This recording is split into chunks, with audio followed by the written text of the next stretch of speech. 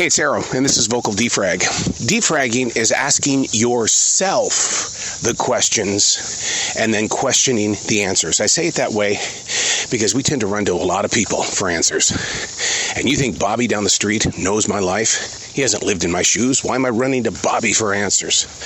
That's just the way we are. It's the way that we're raised. We get in these circles with friends and we think that this is the one and only way because this friend looks to be having a great life. I want to be like them. They're always smiling. They're always buying new things. I want their life. Do you? Do you?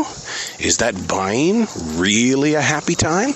Or are they using that buying to put some shadows over the dark times? That's what defragging is, where you ask the questions. I do it in a written journal, and I also do it here, the vocal defrag, because it became a mission, a calling. Dude, why are you being so damn selfish with your writing in a defrag journal when a lot of people around the world need to know what defragging is, where they can ask themselves the questions and then question the answers? This is Vocal Defrag.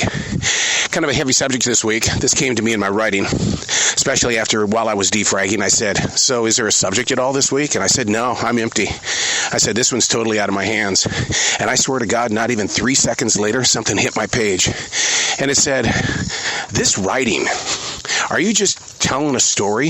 Is it your story? And my answer, remember, ask the question and then question the answer. My answer was this: no, it's not my story. It's my exploration. And from that moment came another thought. Now I know why people don't write their stories. They don't use a journal.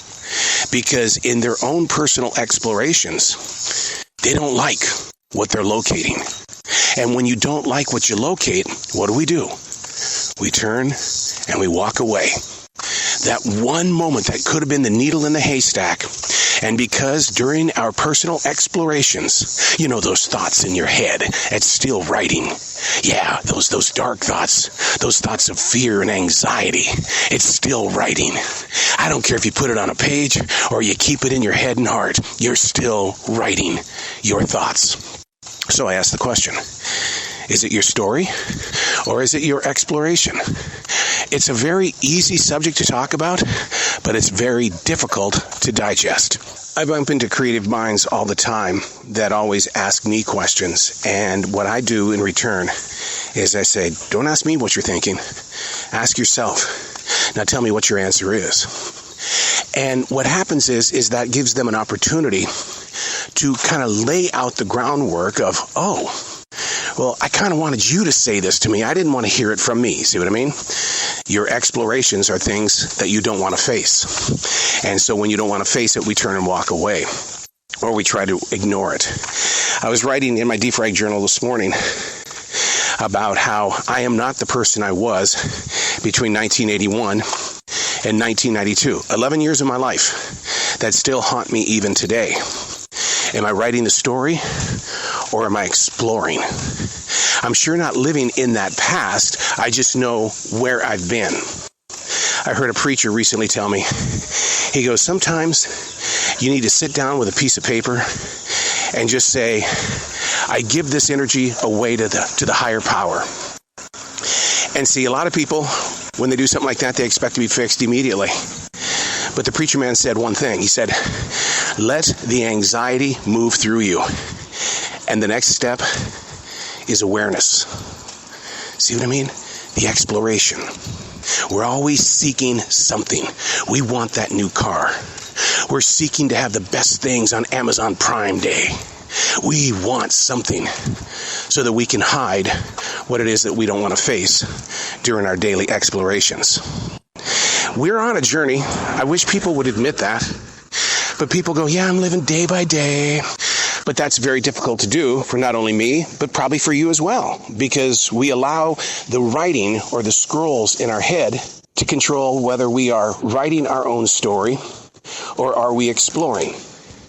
And I ask that question, what are you doing? Which is the one that carries the most importance? Now answer it in a way that's going to lead to another question. If it is exploring, then my thing would be, what are the things that you're exploring that's keeping you from reaching a higher level, of a better self. Asking the questions, then questioning the answers. It's not judgment. It's not putting yourself on the spot and then going, well, I failed myself again. Well, you know what? I fail myself every day, but how I pick myself back up is I ask the questions and I question the answers, and I realize, you know what? That wasn't a failure. That was just a baby step. So it didn't go the way I wanted it to. So dinner last night, I burnt the chicken. Does that mean my life as a chef in my own kitchen is over? Oh, hell no. I just won't pull that move ever again. See, allow the anxiety to move through you, because the next step is awareness. We're seeking something. And what we seek may be a reason why we're trying to hide. And why we hide is because we don't want to sit in what we're thinking about. We want to break free of the things that we're thinking about. You see, our mind is constantly writing. You don't have to do it on a page. You don't have to do it on social media. Your mind is constantly writing. It's trying to find something. And when it doesn't find what it's looking for, then you're going to become anxiety-filled and you're going to be stressed out. There are many times in my daily writing that I want to share a story, because I know that my eyes aren't the only eyes that are going to touch these pages in the years and decades ahead. I want to share the experience. I want to bring life to the page in a way of, oh my God, that really happened? No way. Well, it's in his own words here. Okay, we all have that. We're all storytellers because we live off the story. But in the moments of exploring the future eyes or the dear future reader, what happens is they're not going to understand the exploration just as much as we don't understand the exploration that we're living right now.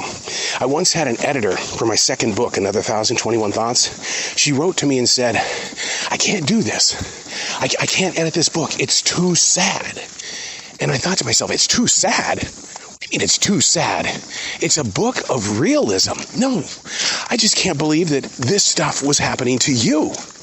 It's too sad for me to think that you went through this. And that's when I sat down with her and I said, you have to understand, what I went through could actually be the answer for somebody else who is going through, or the signs of them going through it are right there in front of them. That you may not understand where I was during those times that I was writing, not the story, but the exploration. But somebody will pick this up and they will hold in their hands an opportunity to find peace over anger. So I'll ask again, very simple. When you are writing, remember, thinking is writing. You're writing that story. You've got scrolls in your head by the way that you think. When you are writing, are you telling a story or are you exploring? I invite you to do both. It's an amazing adventure, but you've got to ask the questions and question the answers. Get to know you before you get to know the new neighbor, Johnny Bay. Yeah, he's got a cool name. He must be a radio disc jockey or a rock star, Johnny Bay. Do you know his story? Do you know his explorations? Then stop assuming. I'm Arrow, and that's Vocal Defrag.